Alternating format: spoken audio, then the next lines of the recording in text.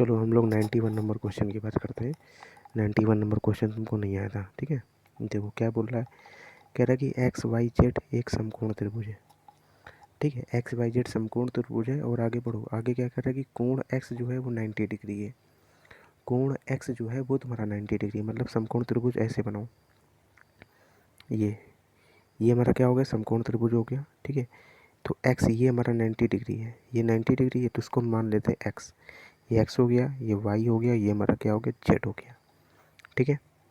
इसके बाद क्या कह रहा है, कह रहा है कि एक्स वाई की लंबाई 6 सेंटीमीटर है, यानी एक्स वाई इसकी लंबाई कितनी है, 6 सेंटीमीटर है। इसके बाद कह रहा है कि वाई जेड की लंबाई जो वो 10 सेंटीमीटर है, ठीक है।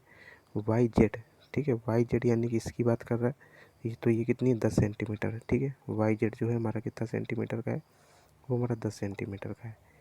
यदि त्रिभुज एक्स वाई जेड के अंतःवृत्त का केंद्र सी हो, त्रिभुज एक्स वाई जेड, त्रिभुज एक्स वाई जेड के अंतःवृत्त का केंद्र सी हो, मतलब इसके अंदर एक वृत्त खींचा गया, यानी कि अंतर्गत एक वृत्त खींचा गया है। ऐसे अंतःवृत्त, एक होता है अंतःवृत्त, एक होता है बाह्यवृत्त, ठीक है। अंतःवृत्त का मतलब ये होता है किसी भी फिगर के अंदर वृत्त खींचना, और बाह्यवृत्त वो होता है किसी फिगर के बाहर वृत्त खींचना, वो हमारा बाह्यवृत्त होता है, ठीक है। तो बात कर रहा है, कह रहा अंतःवृत्त की बात कर रहा है वो, ठीक है। तो कह रहा है कि अंतःवृत्त है, उसका जो केंद्र है वो हमारा क्या है, सी। कह रहा है यदि त्रिभुज एक्स वाई जेड का अंतर केंद्र का केंद्र सी हो, यानी इस त्रिभुज का जो केंद्र है वो हमारा क्या, सी है, ठीक है। इस त्रिभुज का केंद्र सी है, तो कह रहा है अंतरावृत्त द्वारा घिरे क्षेत्र का, अंतरावृत्त द्वारा घिरे क्षेत्र के अतिरिक्त का भाग का क्षेत्रफल बताना। मतलब देखो, ये तो हमारा वृत्त हो गया, देखो ये हमारा क्या हो गया, वृत्त। ये वृत्त का क्षेत्रफल नहीं पूछ रहा है, ये पता है किसका क्षेत्रफल पूछ रहा है, कह रहा है कि ये त्रिभुज का क्षेत्रफल, तो ठीक है। तो ये जो वृत्त का क्षेत्रफल है, इसको हटाकर त्रिभुज का कितना क्षेत्रफल बचा है ये बता रहा है कि ये कितना होगा, ये पूछ रहा है क्वेश्चन, समझ में ही बात, ठीक है। तो हमसे कौन सा एरिया पूछ रहा है पता है, हमसे पूछ रहा है एरिया, ये वाला पूछ रहा है एरिया, ये जो एरिया बचा है, ठीक है, ये जो एरिया बचा है इसका क्षेत्रफल कह रहा है कि इसका क्षेत्रफल कितना है, समझे क्वेश्चन को। देखो फिर से, कह रहा है एक्स वाई जेड एक समकोण त्रिभुज है जिसका जिसका कोण एक्स जो है वो कितना 90 डिग्री है, ठीक है। और भुजा एक्स वाई की लंबाई 6 सेंटीमीटर, भुजा एक्स वाई की लंबाई जो 6 सेंटीमीटर है, और भुजा वाई जेड की लंबाई कितनी 10 सेंटीमीटर है। यदि त्रिभुज एक्स वाई जेड के अंतःवृत्त का केंद्र जो सी है, तो अंतःवृत्त द्वारा घिरे क्षेत्र के अतिरिक्त, ठीक है, अंतःवृत्त के द्वारा घिरे क्षेत्र के अतिरिक्त क्षेत्रफल वर्ग सेंटीमीटर में, अंतःवृत्त के द्वारा घिरे क्षेत्र के अतिरिक्त मतलब जो अंतःवृत्त का क्षेत्रफल है उसको हटा करके जो क्षेत्रफल बच रहा है त्रिभुज वो कितना बच रहा है ये बता रहा है, ठीक है। तो सबसे पहली बात तो एक लाइन नोट करके लिख लो कि किसी भी समकोण त्रिभुज, किसी भी समकोण त्रिभुज के अंतःवृत्त की त्रिज्या क्या होती है, किसी भी समकोण त्रिभुज के अंतःवृत्त की त्रिज्या क्या होती है, तो लिखो किसी भी समकोण त्रिभुज के अंतःवृत्त की त्रिज्या, समकोण त्रिभुज है राइट एंगल, ठीक है। तो किसी भी समकोण त्रिभुज के अंतःवृत्त की त्रिज्या होती है, ठीक है, बराबर क्या होता है, बेस प्लस का हाइट माइनस का कर्ण बटे में 2, ठीक है। बेस प्लस का हाइट माइनस का कर्ण बटे में 2 होता है, ठीक है। तो हम अंतर्वृत्त की त्रिज्या निकाल लेते हैं, तो अंतर्वृत्त की त्रिज्या आर बराबर बेस यहाँ पे कितना है 6, तो बेस 6 है। हाइट कितनी है, हाइट हमारी देखो पाइथागोरस प्रमेय से निकाल लो, कर्ण का होल स्क्वायर बराबर आधार का स्क्वायर प्लस लंब का स्क्वायर, तो ये हमारी 6 8, ये हमारी 8 निकलेगी।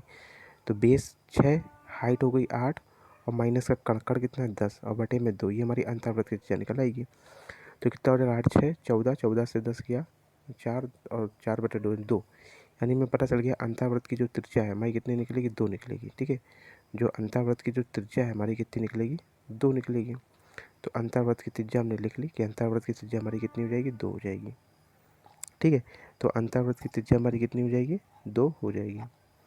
अब हम क्या निकाल लेते हैं, व्रत का क्षेत्रफल निकाल लेते हैं। क्या निकाल लें, व्रत का क्षेत्रफल निकाल लो। व्रत का क्षेत्रफल क्या होता है, पाई आर स्क्वायर, क्या होता है, पाई आर स्क्वायर होता है व्रत का क्षेत्रफल। तो निकाल लो pi r square, pi into r square यानी कि 2 का स्क्वायर, यानी कितना होगा 4 पाई, यानी कि हमें पता चल गया व्रत का जो क्षेत्रफल है क्या है, 4 पाई है। जो व्रत का क्षेत्रफल है हमारा कितना है, 4 पाई, ये हमको मालूम पड़ गया कि व्रत का जो क्षेत्रफल है वो हमारा क्या है, 4 पाई है, ठीक है। तो व्रत का क्षेत्रफल हमारा कितना है, 4 पाई है, ठीक है। तो व्रत का क्षेत्रफल पता चल गया 4 पाई हो गया। अब इस वृत्त के क्षेत्रफल को घटाना है, इस वृत्त के क्षेत्रफल को त्रिभुज के क्षेत्रफल से घटा देंगे, ठीक है। अब देखो त्रिभुज है हमारा, ये इस तरह से त्रिभुज है, ये त्रिभुज का क्षेत्रफल ये पूरा होता है। अब इसमें से ये वृत्त का क्षेत्रफल, अगर इसके वृत्त का क्षेत्रफल घटा देंगे तो हमारा जो क्षेत्रफल बचेगा, मतलब वृत्त है हमारा, अब इस वृत्त के क्षेत्रफल को हटा दें तो हमारा केवल ये क्षेत्रफल बच जाएगा। तो वही चीज़ हमको करनी है। अब हम क्या निकाल लेते हैं, समकोण त्रिभुज का क्षेत्रफल निकालते हैं। समकोण त्रिभुज के क्षेत्रफल में से क्या करेंगे, वृत्त का क्षेत्रफल घटा देंगे तो हमारा शेष बचा क्षेत्रफल है वो निकल आएगा, ठीक है। तो त्रिभुज का क्षेत्रफल क्या होता है, समकोण त्रिभुज का क्षेत्रफल होता है 1/2 बेस इंटू हाइट होता है, 1/2 बेस इंटू हाइट। तो समकोण त्रिभुज का क्षेत्रफल निकाल लो, 1/2 बेस, बेस कितना है 6 और हाइट कितनी है अभी निकाल लेते 8, 8 हल कर लो उसको, 2 3 6 8 24, कितना होगा 24। ये हमारा 24 क्या निकला है, 24 निकला है समकोण त्रिभुज का क्षेत्रफल। समकोण त्रिभुज के क्षेत्रफल में से क्या घटा देंगे, वृत्त का क्षेत्रफल घटा देंगे तो शेष भाग का क्षेत्रफल निकल आएगा, ठीक है। तो हमारा क्या निकल आएगा, शेष भाग का क्षेत्रफल घटा दो तो शेष भाग का क्षेत्रफल क्या होगा, 24 माइनस का 4 पाई। शेष भाग का क्षेत्रफल क्या हो जाएगा, 24 माइनस का 4 पाई। तो 24 माइनस का 4 पाई यानी कि कौन सा ऑप्शन हो जाएगा, सी ऑप्शन हो जाएगा, ठीक है। अच्छा क्वेश्चन है, नोट कर लो उसको, और जो ये जो फॉर्मूले बताएं ये सब भी नोट कर लो, ठीक है। अब इसी तरह से तुम्हारी देखो प्रैक्टिस करते जाओगे, जो क्वेश्चन बताने लायक नहीं है, जो केवल पर्टिकुलर उसी सब्जेक्ट में बताना होगा तो हम बताएंगे, ठीक है। बाकी भी ज्योमेट्री पढ़ानी है यार, ठीक है। तो ये 91 नंबर क्वेश्चन हो गया, ठीक है। 91 के बाद तुम्हें 96 नंबर क्वेश्चन नहीं आया था, ठीक है। इस वाले सेट में क्या था, 91 से जो क्वेश्चन थे 120 तक की, उसमें केवल तुम्हारा एक भी क्वेश्चन गलत नहीं था, ठीक है। 20 क्वेश्चन मैथ के राइट थे। इसके बाद बात करते हैं 96 नंबर क्वेश्चन। देखो 96 नंबर जो क्वेश्चन है बहुत ही ईजी क्वेश्चन है, ठीक है। 96 नंबर जो क्वेश्चन है वो बहुत ईजी है, कुछ नहीं कठिन है 96 नंबर क्वेश्चन। तो देखो 96 नंबर क्वेश्चन करने के लिए दो तरीके बताते हैं। पहला तो एक ऑप्शन वाला तरीका बताते हैं। ऑप्शन में क्या है कि तुम्हें सारे ऑप्शन चेक करने पड़ेंगे लेकिन वैल्यूज़ तुम्हें याद होनी चाहिए, ठीक है। तो देखो 96 नंबर क्वेश्चन हमसे कह रहा है कि जो एक्स का मान है, ठीक है, जो एक्स का मान है वो हमारा क्या है, 0 डिग्री से 90 डिग्री के बीच में है, ठीक है। जो एक्स का मान है हमारा 0 से 90 डिग्री के बीच में है, यानी एक्स का मान 0 भी हो सकता है क्योंकि बराबर का निशान लगा ना, ये तो लगा है साथ में बराबर नीचे लगा है, इसका मतलब क्या है कि 0 भी हो सकता है एक्स का मान। तो एक्स का मान 0 30 45, ठीक है, 60 90 कुछ भी हो सकता है। तो हम क्या करेंगे, पहला ऑप्शन चेक करेंगे। पहला हमारा दे रखा है एक्स का मान 90 डिग्री दे रखा है, तो देख लो ज़रा, 8 इंटू सेक 90 डिग्री का मान, सेक स्क्वायर 90 डिग्री का मान, तो सेक 90 यानी कि कॉस 90, कॉस 90 का मान क्या होता है, कॉस 90 का मान क्या होता है, ठीक है। तो सेक 90 डिग्री का मतलब क्या, सेक का उल्टा क्या होता है, 1/, में कॉस होता है, ठीक है। तो कॉस का उल्टा होता है सेक, है ना। तो सेक को क्या लिख सकते हो, 1/, में कॉस लिख सकते हो, है ना। तो देखो इसको इस तरह से लिख सकते हैं, अगर मान लो नहीं समझ में आ रहा तो 1/, में इसको लिख सकते हो कॉस स्क्वायर एक्स, ठीक है, माइनस 7 और टेन स्क्वायर एक्स, और टेन यानी 90 डिग्री मान, 90 डिग्री मान कितना होता है, 90 डिग्री मान होता है अनंत। तो इसका मतलब ये तो अनंत मामला वाला फंस गया, तो ये ऑप्शन तो होगा नहीं, ख़त्म हो गया ये ऑप्शन। अब हम बात करते हैं बी ऑप्शन 45 डिग्री की। तो देखो कॉस 45 डिग्री मान क्या होता है, जो साइन 45 डिग्री मान होता है, तो कॉस 45 साइन 0 डिग्री मान 0, साइन 30 डिग्री मान 1/2, साइन 0 डिग्री मान 0, साइन 30 डिग्री मान 1/2, साइन 45 डिग्री मान 1/, में √2 होता है। सेक 45 डिग्री का मान कितना हो जाएगा, √2 हो जाएगा, √2 यानी √2 का होल स्क्वायर यानी क्या हो जाएगा 2, माइनस 7, टेन 45 डिग्री मान कितना 1, ठीक है। तो 8 दूना 16 माइनस का 7, 16 से 7 घटाओगे तो कितना आ जाएगा, 9 आ जाएगा, है ना। तो ये हमारा ऑप्शन नहीं हो सकता, तो बी ऑप्शन भी हमारा कट हो गया बी ऑप्शन कट। अब हम बात करते हैं सी ऑप्शन की, 8, ठीक है, और सेक 60 डिग्री यानी कि कॉस 60 डिग्री मान कितना होता है, साइन 30 डिग्री मान 1/2, कॉस 60 डिग्री का मान भी 1/2, तो फिर सेक 60 डिग्री मान कितना हो जाएगा, 2 हो जाएगा। तो 2 का स्क्वायर कितना हो जाएगा 4, माइनस का 8, 7, और टेन 60 डिग्री मान कितना होता है √3, √3 का होल स्क्वायर यानी कि कितना हो जाएगा 3, 8 त्रिक 24 माइनस का 21, 11 आएगा नहीं आएगा, ख़त्म हो गया मामला। अब बात करते हैं 30 डिग्री की, 8 सेक 30 डिग्री कॉस 30 डिग्री √3/2 यानी 2/√3, 2/√3 यानी कि 4/3, 4 बटे कितना हो जाएगा 3 हो जाएगा, माइनस का 7, 7 tan स्क्वायर एक्स, तो 30 डिग्री मन कितना होता है, 1/√3, 1/√3 होता है, तो कितना हो जाएगा, 1/3 बचेगा, ये हमारा बचेगा। तो देखो 8×3 = 8×24 और माइनस का कितना हो जाएगा, 7/3 हो जाएगा। 24 से 7 घटाओ जरा, कितना आ जाएगा, 17 बचेगा ना, 17/3, ये भी नहीं आ रहा है। अच्छा, कुछ गड़बड़ कर दिया होगा हमने। चलो अच्छा, पहले हम बेसिक से बता देते हैं जिस तरह से तुमको सॉल्व करना था। ये तो हमारा ऑप्शन तरीका ही कुछ गलत कर दिया होगा हमने। चलो देखो, पहली बात तो देखो, हमने एक बताया था आइडेंटिटी बनाई थी, 1 प्लस का tan स्क्वायर थीटा, 1 प्लस का tan स्क्वायर थीटा बराबर क्या होता था, सेक स्क्वायर थीटा। क्या होता था, सेक स्क्वायर थीटा होता था। ठीक है, 1 प्लस का tan स्क्वायर थीटा बराबर होता था सेक स्क्वायर थीटा। तो हमारा क्वेश्चन क्या है, हमारा क्वेश्चन है कि 8 सेक स्क्वायर, तो इसको हम क्या लिख सकते हैं, देखो 8, उसको लिख सकते हैं 1 प्लस का tan स्क्वायर थीटा, 1 प्लस का tan स्क्वायर एक्स माइनस का 7 tan square x, tan square x बराबर हम क्या हो जाएगा, 11 लिख सकते हैं। खोलो जरा, 8 प्लस का 8 tan स्क्वायर एक्स माइनस का 7 tan स्क्वायर एक्स बराबर हम क्या है, 11। ठीक है, अब देखो ये 8 tan स्क्वायर एक्स माइनस का 7 tan स्क्वायर, क्या बचा, 8 प्लस का tan स्क्वायर एक्स, 8 प्लस का tan स्क्वायर एक्स बराबर क्या बचा, 11। 8 प्लस का tan स्क्वायर बराबर 11, तो tan स्क्वायर एक्स बराबर क्या होगा, 11 माइनस का 8, 11 माइनस का 8, यानी tan स्क्वायर एक्स, तो tan स्क्वायर एक्स बराबर 11 माइनस का 8, 11 माइनस का 8 यानी कि कितना बचा, 3, 3 बचा, तो tan एक्स बराबर क्या हो जाएगा, tan एक्स बराबर होगा √3, tan एक्स बराबर क्या होगा, √3, तो tan में √3 का मान किसका होता है, तो tan √3 का मान होता है tan 60 degree, tan 60 degree, tan x बराबर tan 60 डिग्री, tan एक्स बराबर tan 60 डिग्री, तो x का मान कितना होगा, 60 डिग्री, यानी हमारा आंसर कितना हो जाएगा, 60 डिग्री हो जाएगा। यानी हमने कुछ गलत किया था उसमें, तो हमारा आंसर क्या होगा, 60 डिग्री हो जाएगा। अब देखो हल करके दिखाते हैं। हमने कुछ वैल्यू मतलब कि होल स्क्वायर गलत कर दिया होगा। देखो 8, अब मतलब tan 30 डिग्री 60 डिग्री तुमने लिया था, तो सेक 60 डिग्री का मान क्या होगा, यानी जो cos 60 डिग्री मान का उल्टा हो जाएगा। cos 60 डिग्री मान क्या होगा, जो sin 30 डिग्री मान होगा, sin 30 डिग्री मान 1/2 होता है, तो cos 60 डिग्री मान 1/2, तो सेक 60 डिग्री मान कितना होगा, 2 हो जाएगा। 2 का होल स्क्वायर 4 हो जाएगा ना यहाँ पे, माइनस 7 tan स्क्वायर एक्स यानी √3 होता है, तो यानी कितना हो जाएगा, 3 हो जाएगा। 8×3 = 24, नहीं सॉरी 8×3 = 24, यही तो गलती किया था, 8×3 = 24, देखो फिर से बोल रहे, 8×4 = 32 हो जाएगा ना, तुमने भी ध्यान नहीं दिया इतना।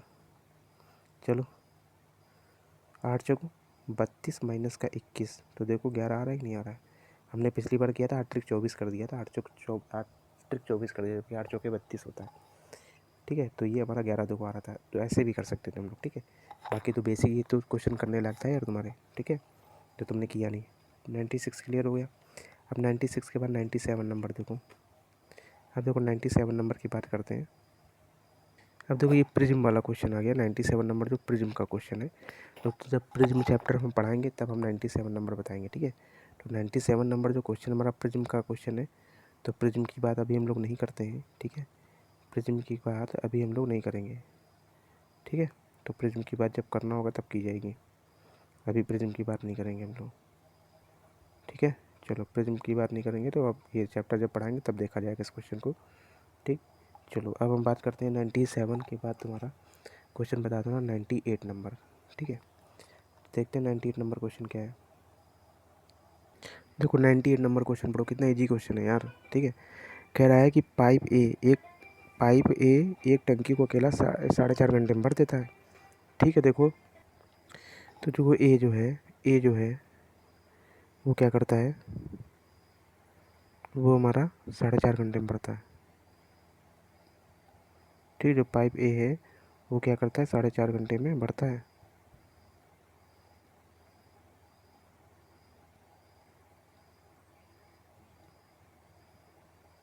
ठीक है, तो जो पाइप ए है, ये पाइप जो है वो 4.5 घंटे में भरता है। इस पॉइंट हटाया तो कितना हो जाएगा बटे में 10, 5 9 45 यानी कि 9/10, 9/10 हो जाएगा। इसी प्रकार से पाइप बी जो है वो क्या करता है कि 2.25 घंटे में बढ़ता है। पॉइंट हटाया बटे में क्या हो जाएगा 100, 25 नवैया 225 और 25 चौका 100, ठीक है। 25 नवैया 25 चौका 100, 25 चौका 100 यानी कि कितना हो जाएगा 9/4। अभी इन भिन्नों का हमने एलसीएम लेने बताया था। हमने कहा जब भी एलसीएम लोगे तो ऊपर वाले का लोगे, इसका और इसका लोगे, ठीक है। तो ले लो, टोटल काम निकाल लो। तो 9 का 9 एलसीएम लोग क्या आएगा 9। अब देखो इस 9 का इसमें भाग दोगे, इस 9 का इसमें भाग दोगे कितना आएगा 9 एकम 9, 9 एकम 9 और इस वाले से क्या होता है गुणा होता है, ठीक है। 9 एकम 9 1 आया, 1 इंटू 10, 1 इंटू रुको 5 9 45, 5 दूना 10, ये 2 हो जाएगा ना, तो यहाँ पे 2 होगा, ठीक है। 9 एकम 9 और 1 इंटू 2 यानी कितना होगा 2 हो गया 2। इसी प्रकार से ये ला 9 का भाग दो, 9 एकम 9 और 1 इंटू 4 यानी 4 हो गया। यानी कि ए अकेला बढ़ता है 2 घंटे में, और ए प्लस का बी है, ठीक है। ये देखो बोलना ना कि ए पाइप एक टंकी को इतने घंटे बढ़ता है, जबकि पाइप बी के साथ मिलकर यानी ए प्लस बी मिल के काम कर रहे हैं। जब ए प्लस बी मिल के काम करते हैं 2.25 घंटों में बढ़ते हैं। यानी कि पाइप ए अकेला कितना काम करता है 2 काम करता है, और ए प्लस बी मिलकर कितना करता है 4। इसका मतलब ए कितना बढ़ रहा है 2, तो बी भी कितना बढ़ रहा होगा 2। यानी कि बी का भी पता चल गया कि बी भी जो 1 घंटे में बढ़ता है वो कितना बढ़ता है 2 बढ़ता है। पता चल गया बी का भी पर्टिकुलर टाइम। हमको कह रहा है कि पाइप ए को आधे घंटे के लिए खोला जाता है, पाइप ए को आधे घंटे के लिए खोला जाता है। तो पाइप ए जो है 1 घंटे में बढ़ता है कितना है 2, आधे घंटे में कितना बढ़ेगा 1 भरेगा, तो 1 घटा लो, यानी कि कितना भरना बाकी भी 8 अभी भरना बाकी है, 8 भरना बाकी है। इसके बाद कह रहा है कि पाइप ए को आधे घंटे के लिए खोला जाता है, जिसके बाद पाइप बी को भी चालू कर दिया जाता है। यानी अब ए प्लस बी दोनों मिलकर भर रहे हैं, ए प्लस बी दोनों मिलकर भर रहे हैं। तो ए भी भर रहा है 2, बी भी भर रहा है 2, यानी कि दोनों मिलकर कितना भरेंगे घंटे में 4। तो 8 कितनी देर में भर देंगे, 4 का भाग दो तो नहीं 2 घंटा, 2 घंटा आ गया। तो 2 घंटा ये काम हुआ और आधा घंटा पहले अकेले ए ने काम किया, तो टोटल कितना समय लग गया, टोटल लग गया 2 घंटा 30 मिनट का समय, नहीं 2.5 घंटे का समय लग गया। तो 2.5 घंटे का समय लग गया, हम लोग कौन सा ऑप्शन हो जाएगा, बी ऑप्शन हमारा करेक्ट हो जाएगा, ठीक है। तो हमारा बी ऑप्शन क्या हो जाएगा, बिल्कुल राइट हो जाएगा, करेक्ट हो जाएगा, ठीक है। चलो 98 के बाद हम बात करते हैं 99 नंबर क्वेश्चन की।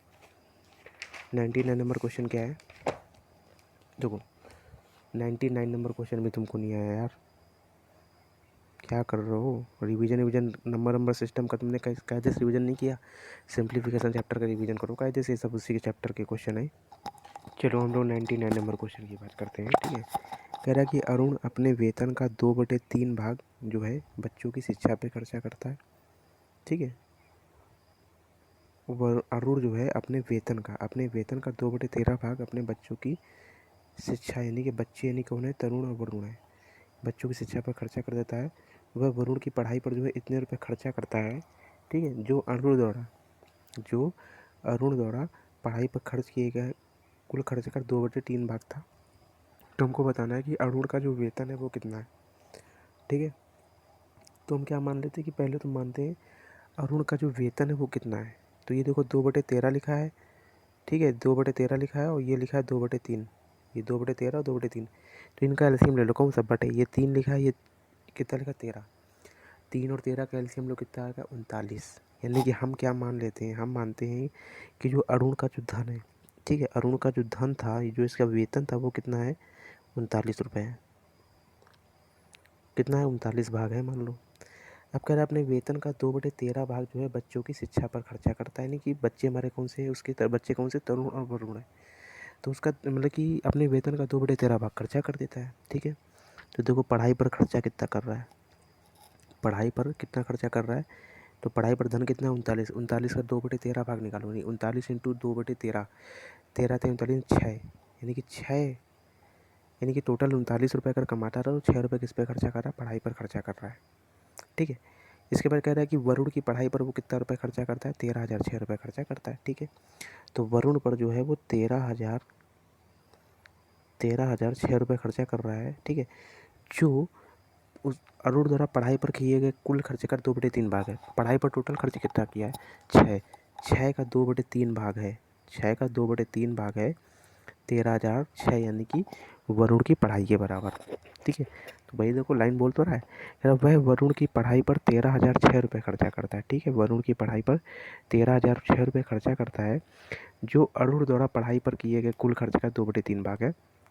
तो अरुण द्वारा टोटल खर्चा कितना किया है? 6 का 2/3 भाग है, तो इसके बराबर हो गया। अब हम एक की वैल्यू निकाल लेते हैं। तो देखो 2 से काटा पहले इसको, देखो 3 से काट दिया इसको, 3 दूना हो गया 6। ये 4 बराबर हमारा कितना हो गया? 4 बराबर हमारा हो गया 13,006 के। 4 बराबर कितना हो गया? 13,006 के।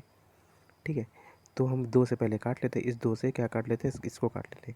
2 छिंग 12, 2 छिंग 12, इसके बाद एक बचेगा 2 पंचे 10, 0 2 3 6। ठीक है, इतना हो गया। अब क्या करते हैं,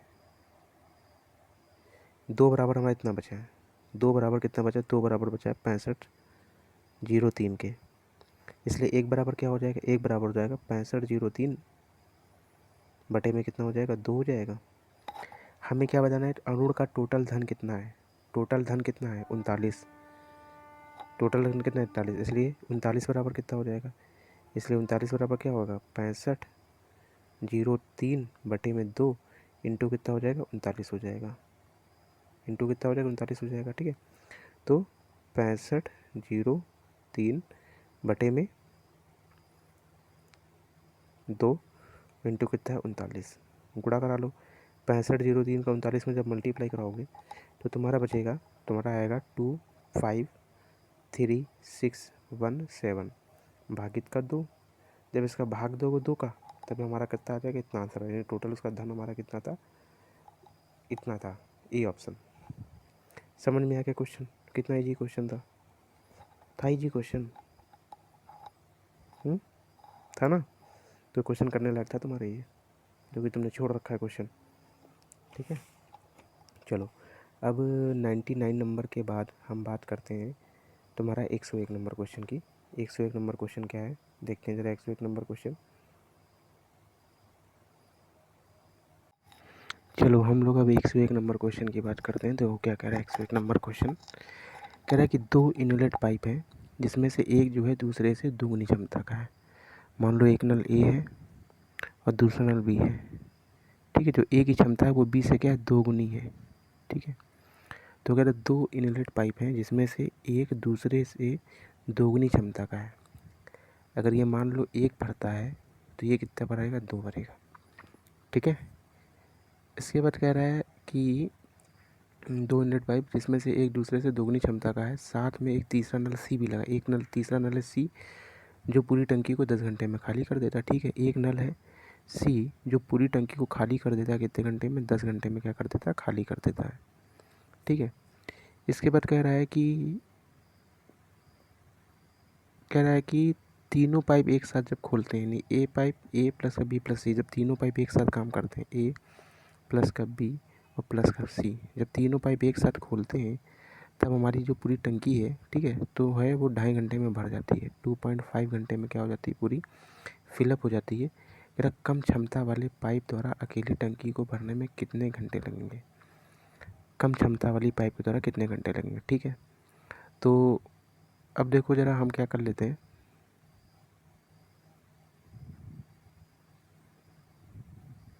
अगर देखो, अगर हम क्षमता माने, टंकी की क्षमता तो हमें पता नहीं कि टंकी की क्षमता क्या है।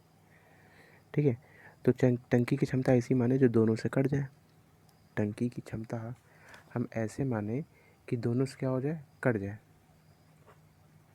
ठीक है, तो हम मान लेते हैं कि जो टंकी की क्षमता है वो क्या है? 10 है। मान लेते हैं जो टंकी की क्षमता है, यानी 10 लीटर पानी मान लो आता है उसमें। ठीक है, तो 1 घंटे में किया गया काम, 1 घंटे में किया गया काम सबके निकाल लो। सी 1 घंटे में कितना काम करेगा? 10/10 कितना आ जाएगा? 1। ए प्लस बी तीनों मिलकर कितना 1 घंटे में काम करेंगे? 10/2.5 कितना आ जाएगा? 0.9 पर 25 का से 4। इसका मतलब समझ रहे हो क्या आया है? यानी कि सी जो है वो 1 खाली करता है 1 घंटे में, और ए प्लस बी प्लस सी तीनों मिलकर 1 घंटे में कितना भरते हैं? 4 भरते हैं। और सी तो क्या कर रहा है? खाली कर रहा है। इसका मतलब ए प्लस बी ने कितना भरा होगा? 5 भरा होगा। ये बात समझ में आई कि नहीं आई? बहुत इंपॉर्टेंट लाइन है ये। ठीक है, तो हमें पता है, ठीक है, हमें पता है कि सी जो है खाली करता है कितना, एक खाली कर रहा है सी एक खाली कर रहा है, और ए प्लस बी तीनों मिल करके 4 भर रहे हैं। तो सी तो इसमें भी एक खाली कर रहा होगा, इसका मतलब ए प्लस बी ने मिल के कितना भरा होगा, 5। यानी कि ए प्लस का बी मिल के कितना भरा होगा, 5 भरा होगा ए प्लस बी ने। ठीक है, ए प्लस बी ने मिल के कितना भरा होगा, 5 भरा होगा। तो हमें पता चल गया ए प्लस बी मिल के कितना भरा होगा, 5। ठीक है, तो हमें पता है क्षमता, मान लो इसकी मान लो 1K है, इसकी मान लो 2K है। तो ए प्लस बी टोटल यानी कि ए प्लस बी यानी कि ए की जगह क्या लिख दोगे, 2K, और बी की जगह K बराबर कितना हो जाएगा, 5। तो K बराबर कितना हो जाएगा, नहीं यानी कि 2K प्लस K 3K, यानी K बराबर हो गया 5/3। यानी K की क्षमता निकाली, कितनी निकाली, 5/3। यानी कि हमसे क्या पूछ रहा है, कह रहा कम क्षमता, तो क्षमता तो इसकी कम है बी वाले की, क्योंकि 1 के बारह इस ए की क्षमता ज़्यादा है। तो अगर कम क्षमता वाला जो है वो पानी को टंकी को कितने घंटे में भर देगा, तो कम क्षमता वाला कितना भरता है, 5/3। 1 घंटे में भरता है 5/3, यानी कि इसका मतलब क्या, 5/3 मतलब बी जो है वो 5/3 भरता है। बी क्या है, 5/3 भरता है। तो 5/3 भरता है। टोटल टंकी कितने लीटर की है, टोटल है 10 लीटर की। 10 कितने भरेगा, 10 में 5/3 का भाग दे दो, 3 कहाँ चला जाएगा ऊपर, 5 दूना 10, और 2 × 3 6 घंटा। यानी कितने घंटे का समय होगा, 6 घंटे का। यानी कि जो टंकी है, जो कम क्षमता वाली जो पाइप है, वो टंकी को कितने घंटे में भर देगी, हमारा 6 घंटे में भर देगी।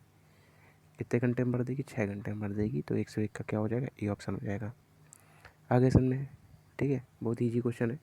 ठीक है, ज़्यादा कठिन नहीं है ये। चलो अब हम बात करते हैं 106 नंबर क्वेश्चन की। 106 नंबर क्वेश्चन क्या है, ठीक है, 106 नंबर क्वेश्चन देखो ज़रा। कह रहा है कि देखो 106 नंबर क्वेश्चन क्या कह रहा है, कह रहा है कि 1 विलियन में 320 ग्राम जल है। 1 विलियन में 320 ग्राम क्या जल है, और 31 ग्राम क्या नमक है। कोई 1 विलियन है, सॉल्यूशन है जिसमें 320 ग्राम जल है और 31 ग्राम क्या नमक है। तो पूरा सॉल्यूशन कितने ग्राम का हो गया, 320 प्लस का 31, यानी कि 1 3 2 5 और 351, यानी पूरा सॉल्यूशन हमारा 321 ग्राम का हो गया, है ना। पूरा कितने का हो गया, 351 ग्राम का हमारा पूरा सॉल्यूशन हो गया। ठीक है, इसके बाद कह रहा है कि द्रव्यमान प्रतिशत के अनुसार, द्रव्यमान प्रतिशत संबंध के अनुसार, ठीक है, द्रव्यमान के संदर्भ में विलयन की सांद्रता ज्ञात करनी है। विलयन के सापेक्ष यानी सांद्रता ज्ञात करनी है। ठीक है, तो हमारा नमक कितना, 31 नमक है, कितने में से, विलियन टोटल कितना है, 351, इसलिए कितना हो जाएगा, 100 पे। हल कर लो इसको, यानी कि 3100 बटे में कितना हो गया, 351। जब भाग दोगे, ठीक है, तो हमारा कितना आ जाएगा, 8.833 आ जाएगा। कितना आ जाएगा, 8.83% हमारा आंसर हो जाएगा। ठीक है, तो वो विलियन मतलब कि पूरा द्रव्यमान ले रहा है, विलियन मतलब पूरा विलियन हमारा कितने हो गया, पूरा विलियन तो 351 हो गया, उसमें से 31 नमक है, कितने में से, 351 में से, इसलिए 100 में से। ठीक है, तो 106 नंबर क्वेश्चन का आंसर क्या हो जाएगा, 106 नंबर क्वेश्चन का ऑप्शन हमारा हो जाएगा सी ऑप्शन आंसर हो जाएगा। ठीक है, चलो अभी 106 नंबर के बाद बात करते हैं 107 नंबर क्वेश्चन। नहीं आया तुमको, अब देखो 107 नंबर क्वेश्चन क्या कह रहा है। 107 नंबर क्वेश्चन देखो, कह रहा है पूर्ण वर्ग बनाने के लिए कौन सी छोटी से छोटी संख्या का मल्टीप्लाई कराना पड़ेगा। तो इस क्वेश्चन को करने का तरीका हमने बताया था कि इसके क्या कर लो, फैक्टर कर लो। तो देखो करते हैं फैक्टर, 63368 करो फैक्टर इसको। 2 से भाग दे रहा, 2 3 6, उसके बाद 2 1 कम 2, 2 6 12, 2 8 16, 2 चौके 8, फिर से 2 का भाग दे दो, 2 1 कम 2, 2 पंचे 10, 2 8 16, 2 चौके 8, 2 दूना 4, फिर से 2 का भाग दो, 2 सत्ते 14, 2 9 18, 2 दूना 4, 2 1 कम 2। अब किससे भाग दोगे, अब हम भाग देते हैं। अब देखो ये हमारा क्या है कि अब हमारा पता चल गया कि ये 3 से तो भाग जा नहीं रहा है। इसका मतलब ये संख्या जो है किसी न किसी अभाज्य संख्या से ही कटेगी। इतना तो कंफर्म हो गया कि किसी न किसी अभाज्य संख्या से ही कटेगी ये संख्या, और ये पक्का संख्या किसी का वर्ग होगा, ये तभी तो जोड़ा बनेगा, वर्ग होगा तभी तो जोड़ा बनेगा। अब ऑप्शन पे, अब ये क्वेश्चन जो था ऑप्शन के बेस पे करने वाला क्वेश्चन था। ठीक है, ये जो क्वेश्चन था ये ऑप्शन देख करके क्वेश्चन हम लोग हल कर सकते थे। देखो कैसे, देखो एक तो हो नहीं सकता क्योंकि एक तो सब में होता है, एक का गुणा किसी में भी कराओगे कुछ फ़र्क पड़ेगा, 4 का इंटू 4 करो, ठीक है, 4 इंटू 1 करो तब भी वही संख्या आएगा, ठीक है, 25 इंटू 1 करो तब भी 25 ही आएगा। तो एक तो फालतू लेगा, ए ऑप्शन तो होगा नहीं। ठीक है, अब बी ऑप्शन कह रहा है 4, 4 का मल्टीप्लाई करने के लिए बोल रहा है। तो 4 का मल्टीप्लाई, 4 का मतलब क्या होता है? 4 का मतलब भी होता है 2 × 2। तो जोड़े का मल्टीप्लाई थोड़ी ना कराएंगे, जोड़े का मल्टीप्लाई नहीं कराएंगे। देखो हमारा जोड़ा बनना है, ये 2 का जोड़ा बना, ये 2 हमारा सिंगल है ना, 2 हमारा क्या है? सिंगल है। अब सी ऑप्शन पे आते हैं। सी ऑप्शन में क्या कह रहा है? सी ऑप्शन में कह रहा है कि 2, इसका मतलब सी ऑप्शन करेक्ट होगा। 2 का मल्टीप्लाई कराना पड़ेगा हमको पूर्व बनाने के लिए, क्योंकि ये जो संख्या है, ये संख्या 2 से तो डिवाइड होगी नहीं, तो 2 से डिवाइड नहीं होगी, तो देखो डी ऑप्शन तो ऐसे ही कट हो गया। डी ऑप्शन लिखा है 8, 8 को क्या लिख सकते हो? 2 × 2 × 2, यानी कि 2 का जोड़ा, 1 2 फिर से रह गया, तो 1 2 रह गया, मतलब 1 2 का मल्टीप्लाई तो और नहीं करा सकते थे हम लोग, ठीक है, क्योंकि 2 तो हमारा ऑलरेडी से रुका हुआ है। क्योंकि 8 का गुणा क्यों कराएंगे भाई? क्योंकि आगे भाग भी तो 2 से जाना चाहिए ना, संख्या तो हमारी यहाँ लटक गई आके, तो ये तो 2 से डिवाइड हो नहीं रहा है, तो 8 कहाँ से हो जाएगा? यानी कि 2 जोड़ा हमें और मिल जाएगा क्या? नहीं मिलेगा, ठीक है। अब देखो 7929 का वर्गमूल जब निकालोगे, ठीक है, 7921 बचा है, क्या बचा है? 7921 बचा है। अब इसका वर्गमूल निकाल लो ज़रा, वर्गमूल निकालोगे तो क्या आ जाएगा? ये हमारा किसके किसके बीच है? 8 का स्क्वायर 64 और 9 का स्क्वायर 81, यानी किसके करीब है ये हमारा बड़े वाले करीब है, यानी कि 9 के करीब है, बड़े वाले करीब है। तो एक किसके किस में आता है? ये देखो 8 तो फिक्स हो गया। अब एक किस पे आता है? 981 और एक एक कम एक, यानी कि बड़े वाले करीब 89, यानी कि ये संख्या 89 है, ठीक है। तो 7921 बचा है, यानी 89 से जाएगा और फिर से ये बचेगा 89, फिर से 89 से जाएगा, क्या बचेगा? 1 बचेगा। तो इसका फैक्टर क्या होगा? देखो ज़रा पूरा फैक्टर दिखाते तुमको, 2 × 2 × 2 × 89 और × 89, ये बन गया। तो जोड़ा किसका बनना है? इसका जोड़ा बनना है, ख़त्म। इसका जोड़ा बनना है, ख़त्म। तो जोड़ा बनाने के लिए, पूर्ण वर्ग बनाने के लिए हमें 1 2 की और ज़रूरत है, यानी 1 2 का हम गुणा और कराएंगे। समझ में आया? इसलिए हम लोग 8 नहीं कर रहे थे, क्योंकि 8 का मतलब हो गया कि एक जोड़ा पहले से ऑलरेडी उसके अंदर फिक्स है हमारा, इसलिए इसका देख करके आंसर था, बिल्कुल सॉल्व भी नहीं करना था, सी ऑप्शन इसका हो जाता। तो 107 का क्या होगा? 107 का हमारा सी ऑप्शन हो जाएगा, ठीक है। तो 107 नंबर क्वेश्चन हो गया। अब 107 नंबर क्वेश्चन के बाद तुमको बताना है 112 नंबर क्वेश्चन, ठीक है। चलो 112 नंबर क्वेश्चन की बात करते हैं ज़रा। 112 नंबर क्वेश्चन क्या है? देखो 112 नंबर क्वेश्चन है, मैं तुमको ये बाद में बताऊंगा, ठीक है। जो जो मैं क्वेश्चन तुमको बता कर नहीं बता रहा हूँ, जो क्वेश्चन मैं छुड़वा रहा हूँ, ठीक है, ये सारे क्वेश्चन मैं दोबारा कराऊंगा। मैं तुमको जब मैं चैप्टर पढ़ा दूंगा इसके बाद बताऊंगा ये क्वेश्चन हमने नहीं कराए थे, एक बार इसको अटैम्प्ट मार लो। उसके बाद क्या है कि क्वेश्चन नंबर मैं दे दूंगा, ये क्वेश्चन अटैम्प्ट मारने, इसके बाद क्या है वो जब क्वेश्चन नहीं आएंगे तो मैं तुमको दोबारा बता दूंगा। अभी ये क्वेश्चन समझाने से भी फ़ायदा नहीं, क्योंकि ये क्वेश्चन मैं समझाऊंगा, क्योंकि मैं वही क्वेश्चन समझाता हूँ जो तुमको समझ में आ सके, जो चैप्टर नहीं पढ़ा हो तब भी। लेकिन जब ये ऐसा क्वेश्चन है कि इसमें क्या है कि मुझे बहुत सारे फॉर्मूले बताने पड़ेंगे, ठीक है। तो ये एरिया क्वेश्चन का है, मेंसुरेशन का क्वेश्चन है ये, ठीक है। एक लाइन का क्वेश्चन है, वैसे ज़्यादा कठिन नहीं है, तो इसको हम बाद में बताएंगे, ठीक है। अब हम आते हैं 120 नंबर क्वेश्चन पे। 120 नंबर क्वेश्चन नहीं आया था तुमको, ठीक है। तो 120 नंबर क्वेश्चन देखो क्या बोल रहा है। 120 नंबर क्वेश्चन कह रहा है कि त्रिभुज ए बी सी में ए डी लंब है बी सी पर और कोण बी ए सी का द्विभाजक ए ओ है। यदि कोण ए बी सी 65 डिग्री हो और कोण ए सी बी 23.5 डिग्री हो, तो कोण डी ए ओ का मान बताना है। तो देखो इस क्वेश्चन को कैसे करेंगे, ये क्वेश्चन बताने लायक है, वैसे ज्योमेट्री का क्वेश्चन है, लेकिन क्या है कि अगर क्वेश्चन तुमको समझाएंगे तो ये क्वेश्चन तुमको समझ में आ जाएगा, क्योंकि ये क्या है कि एक थ्योरम है, एक तरह से तुम्हारी क्या है, ये थ्योरम है तुम्हारी। तो देखो त्रिभुज ए बी सी में, ए बी सी त्रिभुज है हमारा, ठीक है। तो बना लेते हैं त्रिभुज ए बी सी। ये त्रिभुज हमारा ए बी सी हो गया, ठीक है, ए बी और सी, ठीक है। तो त्रिभुज ए बी सी में ए डी लंब है बी सी पर, ए डी जो है, ये ए डी जो है हमारी क्या है? लंब है। जो ए डी है ये क्या है? लंब है, ठीक है, ए डी लंब हो गया। तो त्रिभुज ए बी सी में ए डी लंब है बी सी पर और कोण बी ए सी का द्विभाजक, बी ए सी का द्विभाजक, ठीक है। द्विभाजक मतलब कि द्विभाजक वो होता है जो किसी भी कोण को दो भागों में विभक्त करता है। मान लो ये द्विभाजक है, ये हमारा द्विभाजक है, ठीक है, ये हमारा क्या है? द्विभाजक है। और द्विभाजक ए ओ है, ये ए ओ क्या है? दो भाजक है, यानी दो भागों में डिवाइड कर रहा है। इसका मतलब क्या है मालूम है? इसका मतलब ये है कि जो एंगल है ये वाला एंगल, ठीक है, जहाँ तक लाइन मिली है ये एंगल और ये एंगल दोनों आपस में बराबर होंगे, ठीक है। यानी कि अगर ये थीटा एंगल है तो ये भी हमारा क्या होगा, थीटा एंगल होगा, यहाँ तक की, समझे, यहाँ तक की। समझ में आ गई बात, है ना।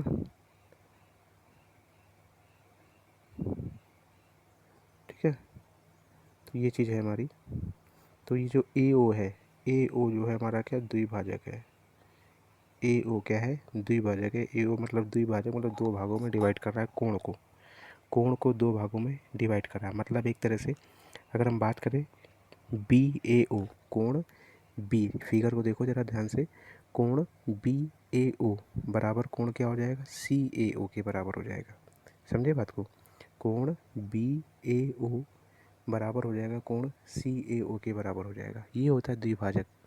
यानी ए ओ ये काम कर रही है, ए ओ क्या काम कर रही है, दो कोणों को क्या कर रहा है, दो भागों में डिवाइड कर रहा है ए ओ। लेकिन ए डी क्या है, ए डी लंब है, ए डी हमारा क्या लंब है, किस पे, बी सी पर, तो 90 डिग्री है ये, ठीक है। तो हमसे कह रहा है कि अगर कोण ए बी सी यानी कोण बी कितना हमारा 65 डिग्री हो, ठीक है, और ए सी बी यानी कि ये वाला कोण सी हमारा कितना हो, 23.5 डिग्री हो, तो हमको बता रहा है डी ए ओ, यानी ये एंगल बता रहा है, ये एंगल कितना हो जाएगा, ये एंगल पूछ रहा है कितना होगा।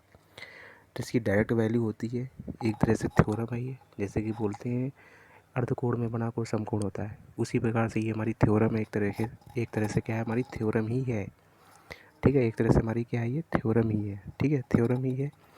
अब देखो, तो इस प्रकार से अगर फिगर होता है, मान लो अगर कोई त्रिभुज ए बी सी है, उस पर लंब हमारा खींचा है ए डी, और एक द्विभाजक कोण द्विभाजक रेखा खींची गई है ए ओ, तो यदि तुमको डी ए ओ पूछेगा,